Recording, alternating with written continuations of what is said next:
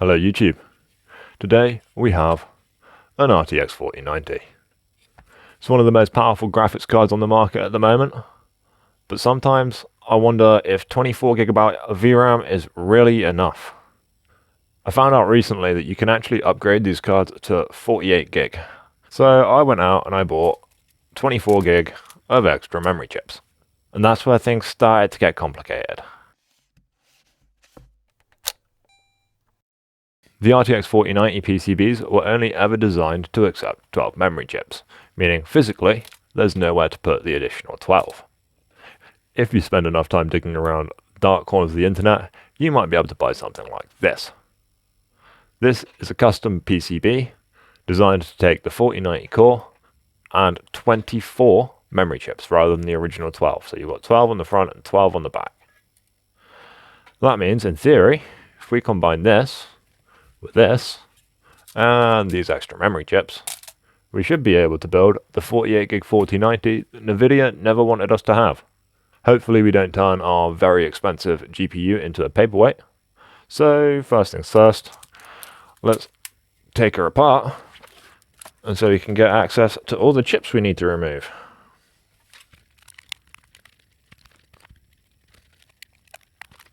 There we go.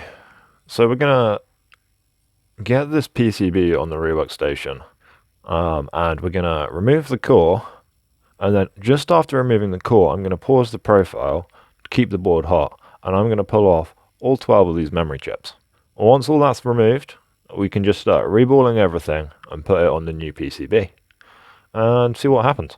So there's a bit of edge bonding on each corner of the GPU. I'm gonna give the board a tiny bit of heat, maybe 300 degrees, and just peel that off with tweezers. Let's zoom you in so you can see that. This edge bonding comes off pretty easy, so this shouldn't be too hard at all.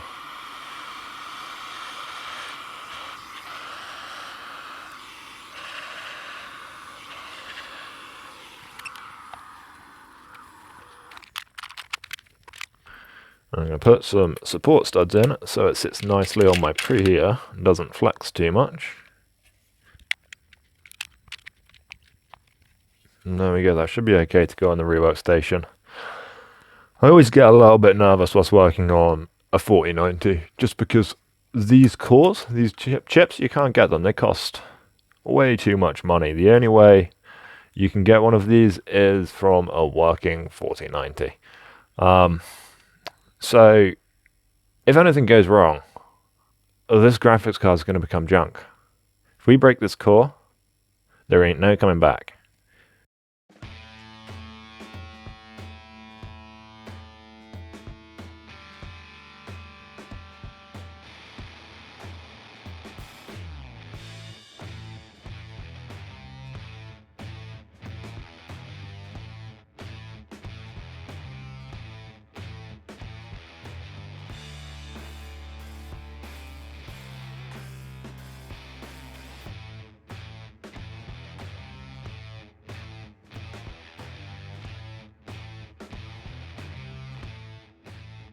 Okay, and here's where the stress of the situation really begins to take hold. So we have our VRAM, and then the remaining VRAM we harvested from the donor, and we have our core. I'm going to put it in our little template here. I'm going to put the VRAM to one side for a second, and we're going to focus on reballing the core, and we can come back and redo the memory, reball the memory later. So to start, I'm going to add a bit of flux and some leaded solder to clean up the area, and then we can wick off the remaining residual solder, and once that's done, we can add some new balls. So you just want to get a nice ball of leaded solder rolling around this chip, picking up all that lead free that's on there from its original manufacture. So adding leaded is just going to lower the melting point a little bit. Just to make it just a little bit easier to wick up the remaining solder.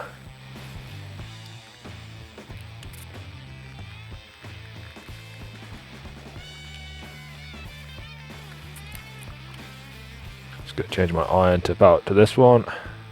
It's ginormous, and it should make wicking up the GPU an awful lot easier.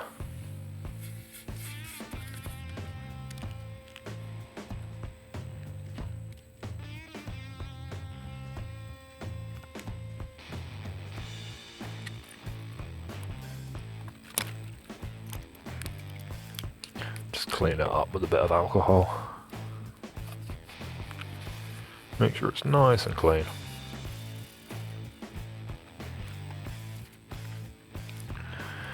Okay, right, I'm gonna stop for a second because I didn't think ahead and I need to go find my stencil. But I'll get my stencil and we can add some balls and then see if we can get this reballed. Okay, I found the stencil. We've got a direct heat stencil here, the tray and a magnet. So this magnet's going to keep the stencil in place, which is going to make reballing this quite a lot easier.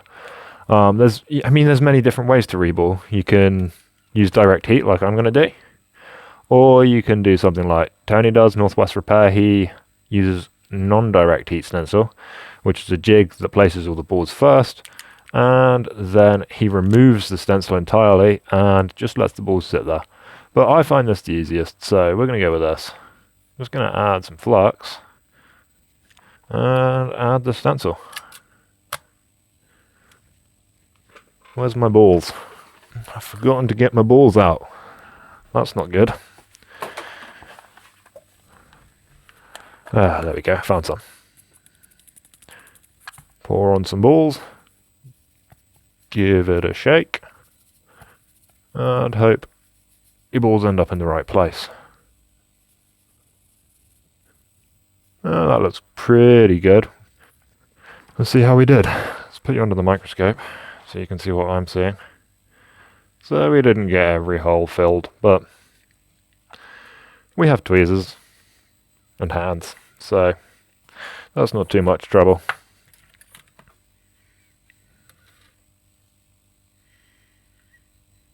Just going to knock these remaining balls into place and get rid of any extra balls that we don't need. You want exactly the right number of balls. Got to make sure there's no dirt in the area for our balls, because we don't want dirty balls. Dirty balls don't solder so well.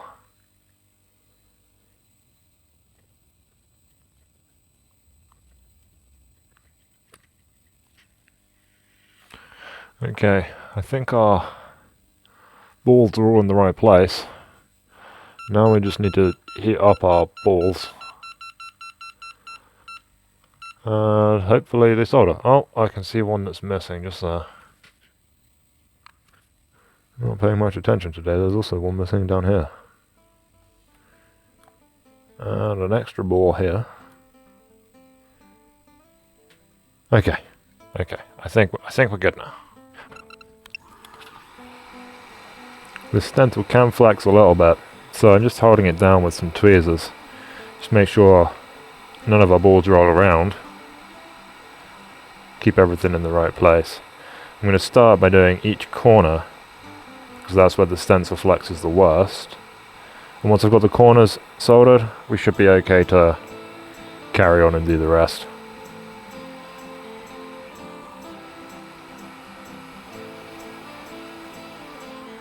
Okay, things are starting to mount. Good. Let's move on to the next corner. Oh, I've blown one away. We'll fix that later.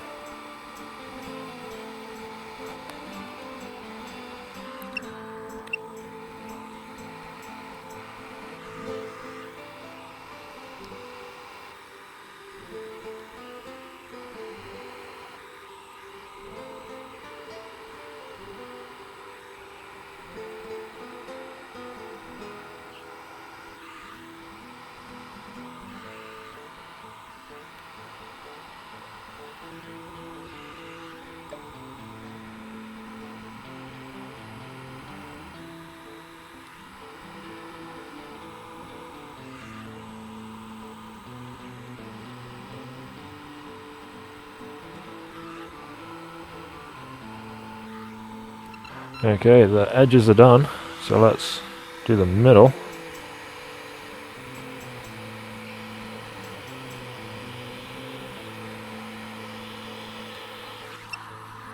Okay, I think things are looking okay. So let's see if we can remove the stencil. There we go. And it doesn't look like any balls have come with it. We're missing that one in the corner that we that jumped out earlier.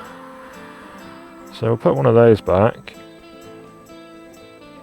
And I'm just going to add a thin layer of liquid flux after this is soldered. And just watch all of those jump into their position a little bit better.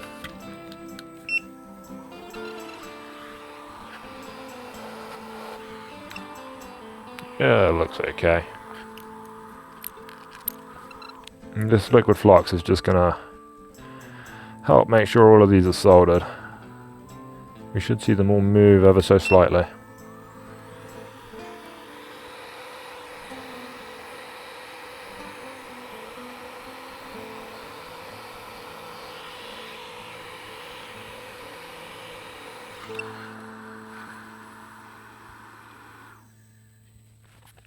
Okay, there we go. A nicely reballed 4090 core. That's still very hot, let's put that down. How? Once that's cooled down, I'm going to show you a little trick that I like to use to make sure all of my balls are present. So I'm going to take this MacBook Pro trackpad, which is a flat piece of glass. I'm going to flip the core upside down, and I'm just going to push down, give it a little wiggle against this flat surface.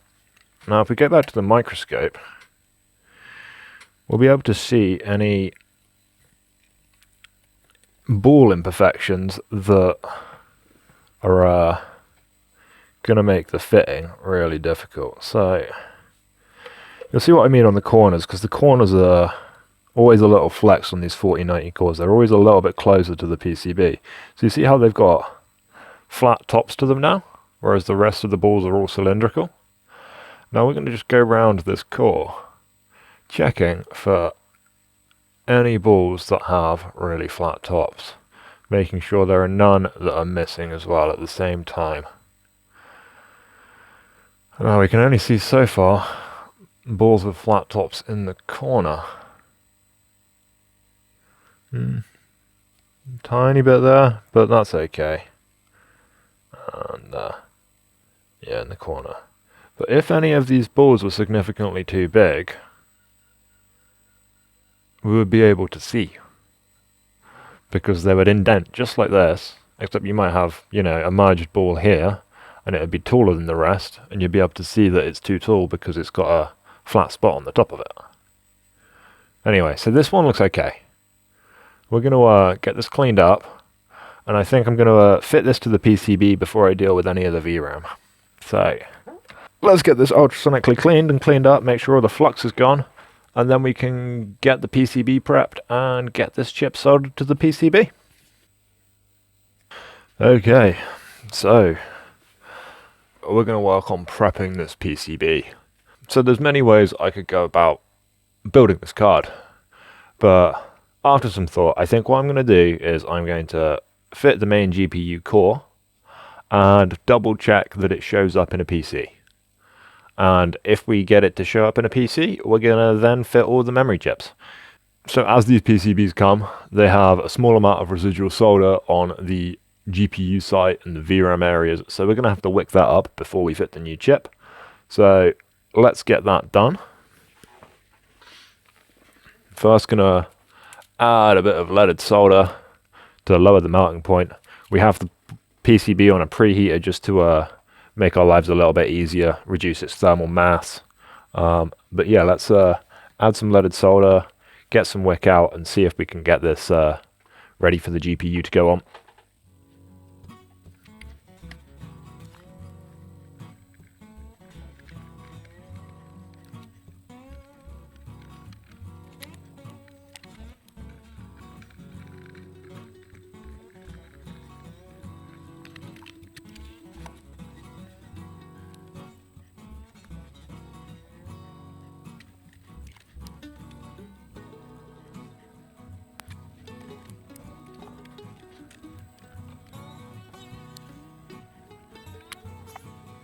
And there we go.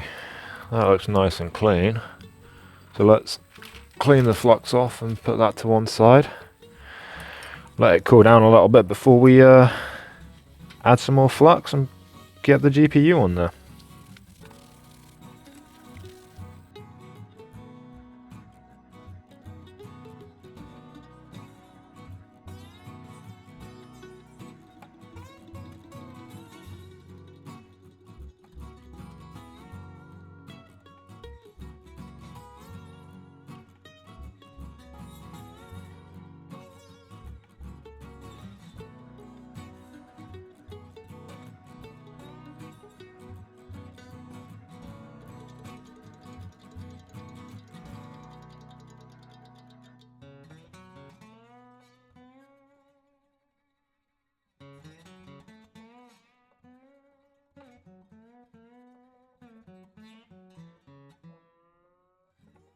We're back.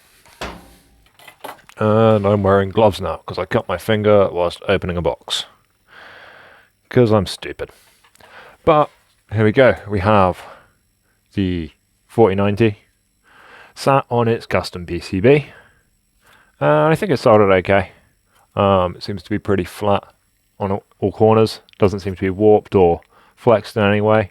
So next thing we want to do is check the resistance on all the rails. Just make sure we haven't introduced any short circuits or anything like that. So I'm just going to be looking for all the big coils and measuring with my red probe to ground and black probe to the coil. So that's going to be 12 volt input, 460 ohms, that looks okay. That looks okay. Is that another 12 volts? Yeah, 30k, that looks fine. I don't know what this is, probably a 5 volt regulator. Maybe 3v3, but that's not sure either. So these will mostly be core. So this will be almost zero, or dead zero. Yeah, 816 micro ohms or something. And is this memory? 78 ohms, that looks like the memory resistance of this core, so that's good. What else have we got? We've got 12 volts coming in here, I think. That's 4k to ground, not sure, that's good. PEX is going to be probably just this one up here. 80 ohms? Was that the same as memory? Is that another memory phase? No, whatever it is, it's 80 ohms to ground, which is not short, so I'm not so worried right now. 0.4k on what I think might be 1.8. So if that's not PEX, maybe this is going to be about 10 ohms. No, okay. Well, all the resistances seem okay. I don't think there's any big power supplies or coils on the back, which is fine. So I think it'd be safe to power this card up and see what sort of current it's drawing, see if it looks like it's behaving properly. So let's take this Kapton tape off and plug it into a riser.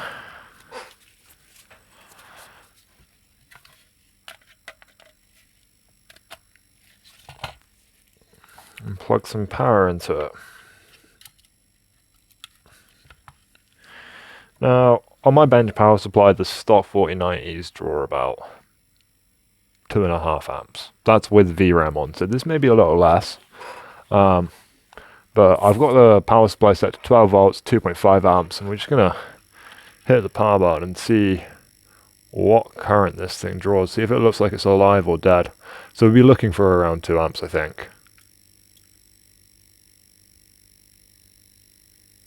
2.0 amps. And are we getting voltages? I don't want to leave it on too much, otherwise it will overheat. But let's just quickly check voltage on memory, which is 1.36, which is okay. And core, 0.7. What was this one up here? Was this PAX? 0.88 volts there, so that seems reasonable. We have 1.2 and 1.8. 1.8. Okay, so that all looks good. Just turn the supply back off. Doesn't look too scary, which is good news because, I mean, the card seems to power on. So, about as good news as it could have been. I think what I'm going to do before I fit the memory is just quickly temporarily mount it to a cooler and plug it into my PC and run NVIDIA mods and mats and see what happens. Theoretically, it should show up as the GPU, but obviously it will fail memory testing because there is no memory on the board. If it shows up and fails memory testing, we can just move on to the next stage, which is to fit all the video memory. Just splooge some thermal paste on that. And I forgot to mention earlier, these cards do come with a 2-slot cooler, so we can put it on the cooler and see what it does. Just going to install 4 screws for now for the main core area. We can rebuild it properly if we get it working. I don't actually have a VGA capture card, so I'll have to take a picture of the results of the memory testing, because this card isn't going to display anything. Without memory, it just won't display. So I'm going to use the integrated graphics on my motherboard, which unfortunately only has a VGA output because it's quite an old board. And as I say, I don't have a capture card for it, so I'll just take a picture of the results of mods and mats. And if it's all good, we can move on and start reballing some memory. So it seems to be showing up and giving me a memory failure error, which is exactly what we expect because it has no memory. Now, each of these lines represents a memory channel. So we've got 0, which would represent A, or 1, which would represent B, 2, which would represent C, and 3, 4, 5, which represents the rest of the channels. Now, each of those channels is split into 2 banks. So you've got A0 and A1, B0, B1. Again, following through all the remaining channels. And the letter at the end of each will represent where it's picking up a failure. So in this case, it ends with A, which means bank 0 and bank 1 are faulty on each channel. That's because there is no memory. But it looks good. This is exactly what we expected. So we can pull the card back out the PC and get some memory on it. We're going to populate these memory channels and see if we get that whole 48 gig showing up. So let's just quickly pop this card back off the cooler and put it to one side, and we can start adding balls to all the memory.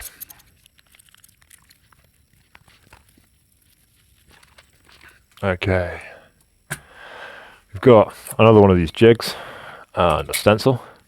This stencil is quite handy because it means I can rebuild 6 chips at a time. So I'm only going to need to do that 4 times before I've rebuild all 24. And again, it sits on this magnet, which helps keep the stencil in place, stop it from flexing, moving around, anything like that. Makes this quite a fast process, but rebuilding 24 chips is still quite a lot of work. Now, these in the packet is the new stuff. I'm going to rebuild these as well. I don't know if they come with lead-free or leaded solder, but I want to make sure it's leaded, and I want to make sure I trust the reballs, so I'm going to rebuild those all myself with leaded solder, just to make the installation a little bit easier. It's going to be much easier to fit than it would be if I left it lead-free.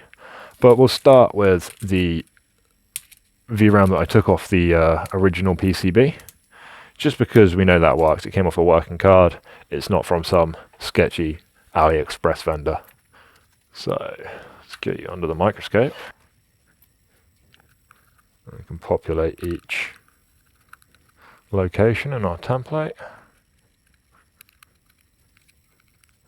My microscope's just not wide enough to get all 6 in shot there, but it is what it is. You'll have to make do with what you can see. I'm just going to start by adding some flux to each one, and then some leaded solder to clean off the residual lead free.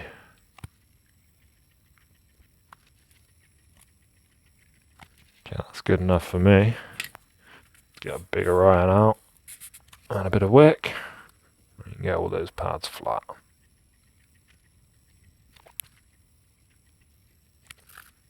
Okay, pads are flat, nice and clean, mostly. Add some flux. Oh, that was way too much. Just spread it around across those bottom 3 chips. Don't want too much. That's just going to work against you if you put too much on. And then we can add our stencil. Just lift that out a little bit. And add it into our magnet. Now we just got to pour some balls on and heat up. Now this should be quite easy because, well, the thing about reballing, you want to really, especially with direct heat, well, with both really, you want a very clean stencil. If your stencil is sticky, you get sticky balls. If you get sticky balls, they're not going to go in the hole properly. You just want to make sure everything's really clean. And if it is, the process will generally be a lot more painless. So let's pour a good amount of balls on. And we can shake, or we can just roll our finger around on top for a second and try and push those into all of the holes. And then we can just get rid of our excess, pour it back into our container. Again, I've not done a perfect job here, so we're just gonna knock any remaining balls, make sure they go in the holes, and remove any excess.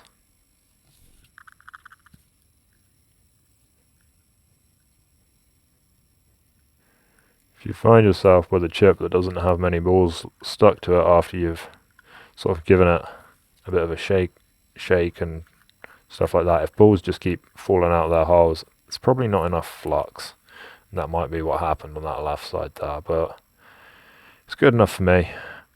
I don't aim for perfection when I add my balls to a chip.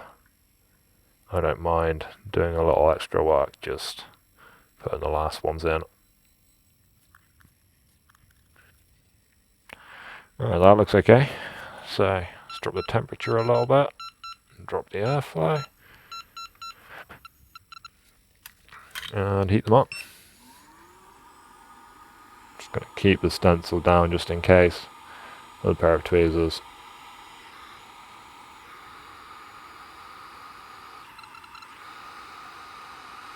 There we go, balls are starting to melt.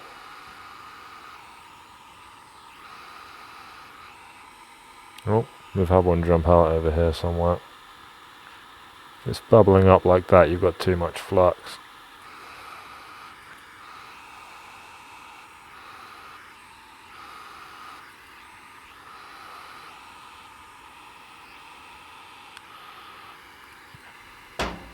We appear to have had an accident with this chip. There's a ball that was here that's jumped out and merged, I think. So we'll have to fix that.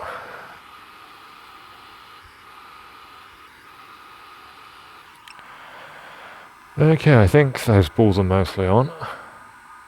Oh, that one's still molten. Yeah, they're okay.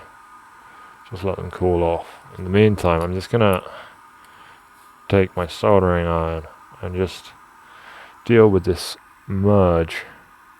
Can't leave it there because the stencil won't be removable with that present. So you want to make sure we remove at least the mass of solder first. And now should be able to remove the stencil. Some balls on my table. 1, 2, 3, 4, 5. There we go. Let's have a look at how we've done. So this one looks okay. That's just this one. That's just this one. Where's the one that I need to fix? There we are. And what about the last one? Yeah, that looks okay. So with this one, we have a missing ball there, and one that's a bit smaller where I removed the solder from that merge. What I'm going to do is I'm going to cut a small piece of wick with an angle on it. Just like that. And I'm going to put a bit of flux on the wick and heat the wick up. I'm aiming more for the wick than I am the chip, because if the wick is hotter than the chip, that's going to attract the solder. And we're just going to go in with the point of that wick, try and keep a steady hand.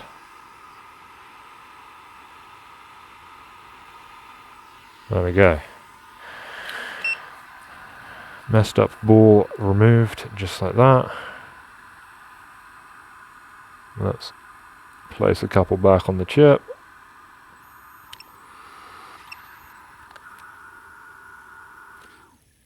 Okay, so that chip's done. I'm just going to clean those balls off the jig again. And I'm going to do a second pass with heat and a bit of liquid flux. The same as I did with the GPU. I like this liquid flux a lot. It's just going to correct any alignment issues with any balls, any that haven't fully made contact. So let's put those back in.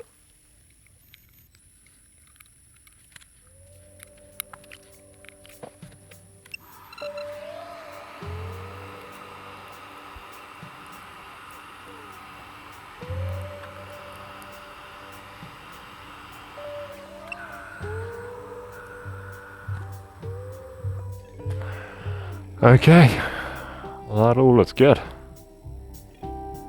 Now we just need to rinse and repeat this process 3 more times before we can fit the VRAM. I'm going to, the ones that I've reballed, I'm going to put to one side and ultrasonic clean to remove all the flux residue. And yeah, I'm going to do this for all the rest of the VRAM. And then we can fit it and see what happens. I'm not sure if I'm going to include all the footage of me reballing this, because it might get a bit boring, but I'm going to keep the camera rolling. Who knows? I'll include it if I have anything interesting to say.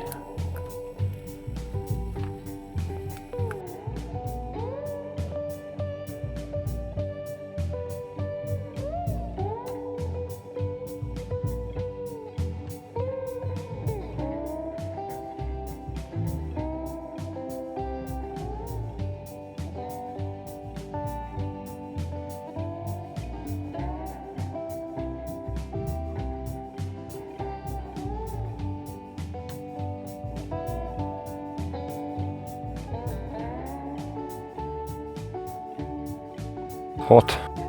You sort of get used to the heat when you solder all day. Don't notice it as much, but that is hot. You have one missing ball.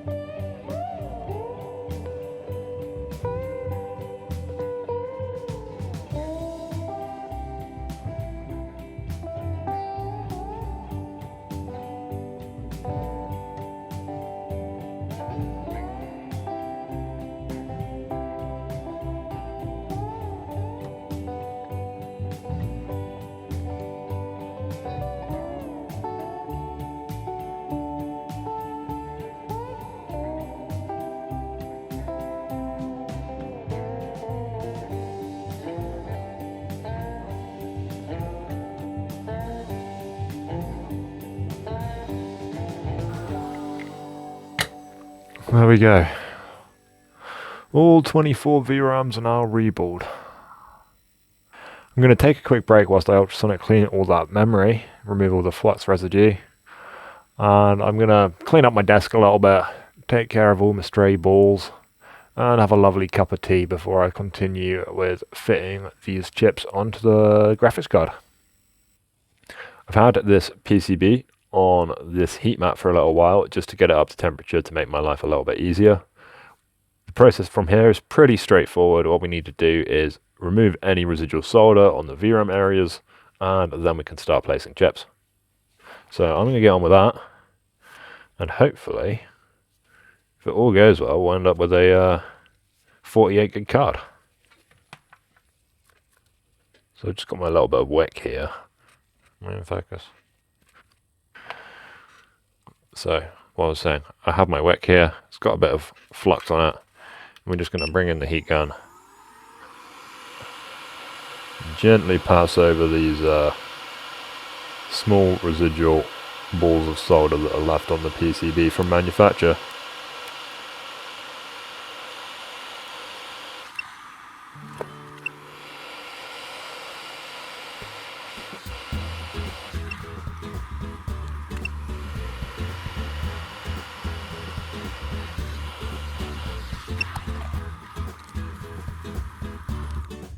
Just knock that resistor a little bit, but we can knock that back into place.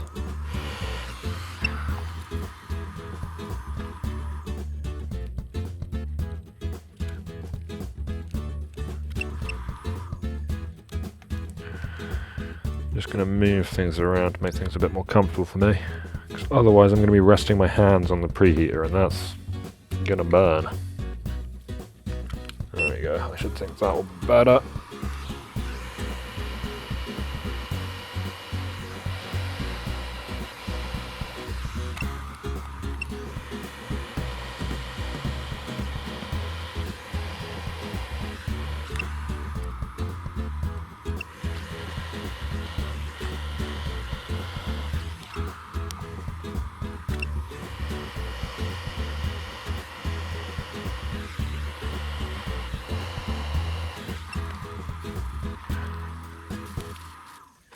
Clean up as I go with alcohol and a clean room wipe.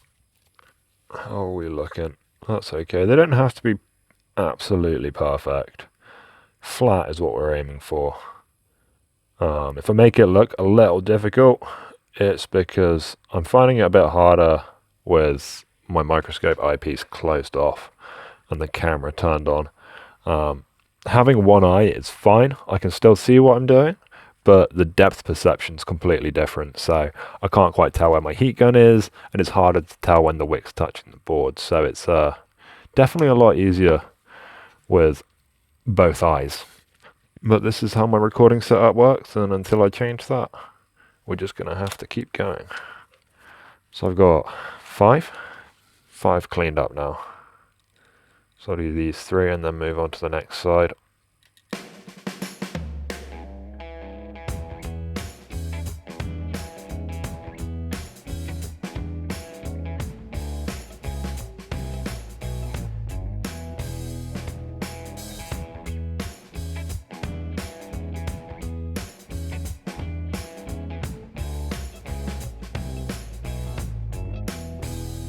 Go back over, see if there's any anything that I missed.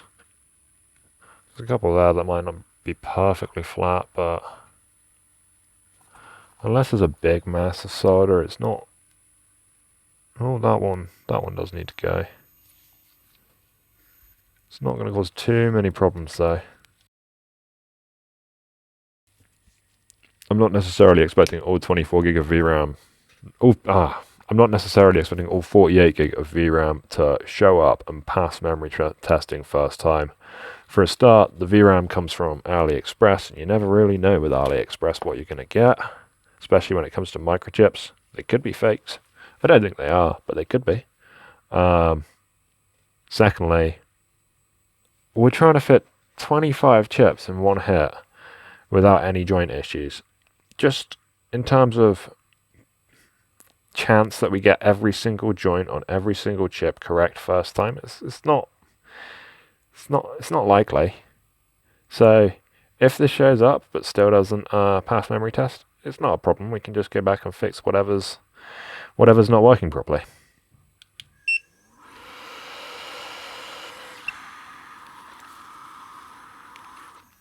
Okay, let's start by getting the first chip on. This will be A1. Just add some flux. Take note of the orientation. There's a little arrow in the corner. That's got to be facing the dot. Drop the chip on. Knock it into place. And hit it with some heat.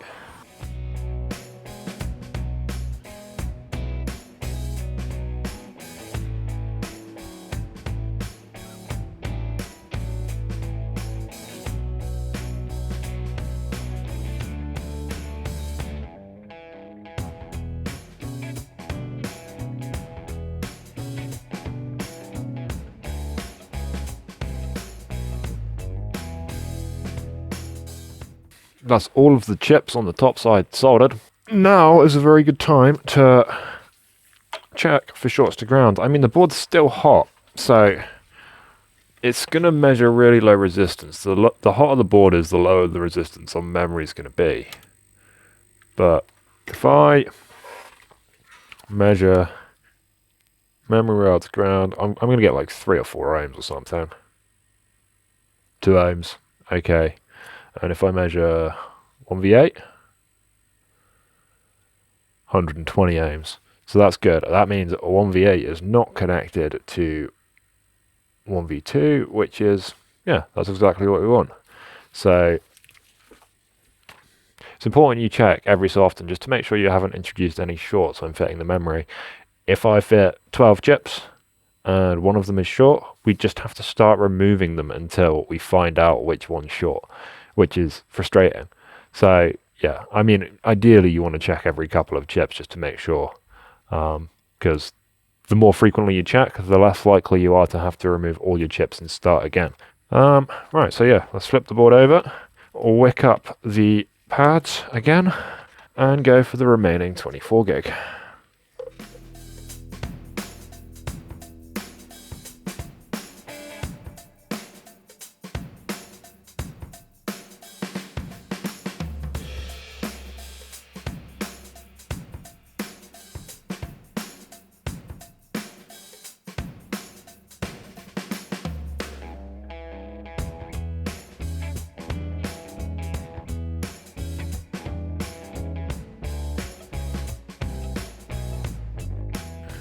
Come into the last pads that we need to clean up. And I'm going to quickly talk about the upgrade process in general and sort of review how I've found upgrading this card so far. And the answer is tedious, very, very tedious.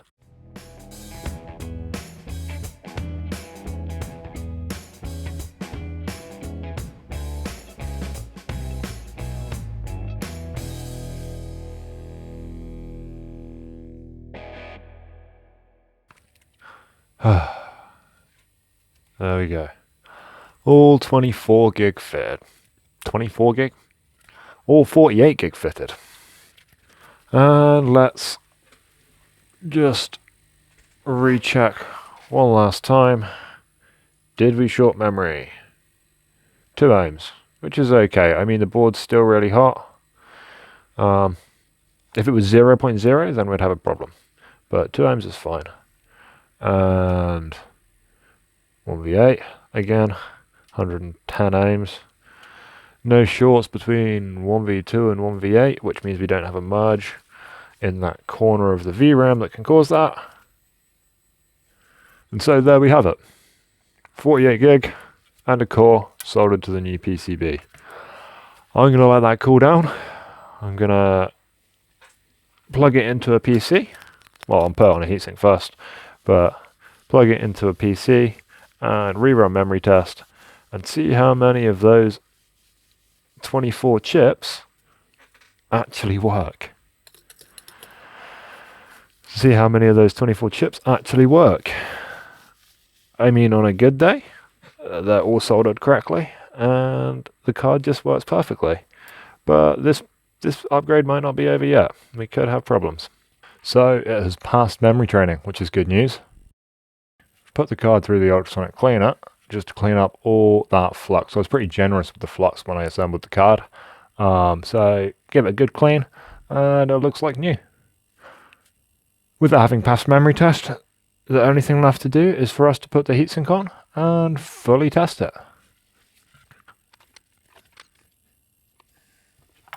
Put some PTM on the core. So the PCB did come with this tool slot cooler with loads and loads of thermal pads on it. And this should be enough to cool the card, hopefully. It's way smaller than the original, but we'll see. We'll see how it does. Be helpful if I remembered to peel the film off the PTM. Otherwise it's definitely going to overheat.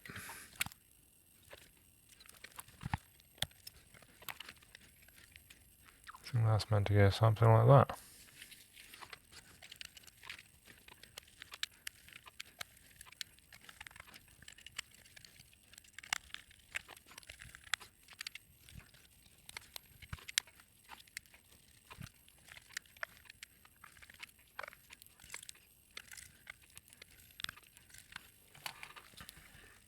And now for the best bit. We can snap off the rest of these tabs. Oh, that's satisfying. And there we go. Fully assembled. Ready for some stability testing and some benchmarks. Awesome, there it is. It's a beautiful sight. 48 gig of VRAM showing up, visible in GPU-Z, across 24 memory chips, on a card that was never supposed to have it. Okay, let's run a firmware benchmark, just make sure it's not going to crash out on me. The temperatures are looking pretty good. The difference between the hotspot and the GPU temp is pretty low. And the video memory temperature seems to be quite low as well. That's good. But the fan is running hard, and this thing is loud. Anyway, what was the point in all this? Gaming performance is the same as any other 4090, because more video memory doesn't equal more FPS. So would I recommend you do this to your own 4090?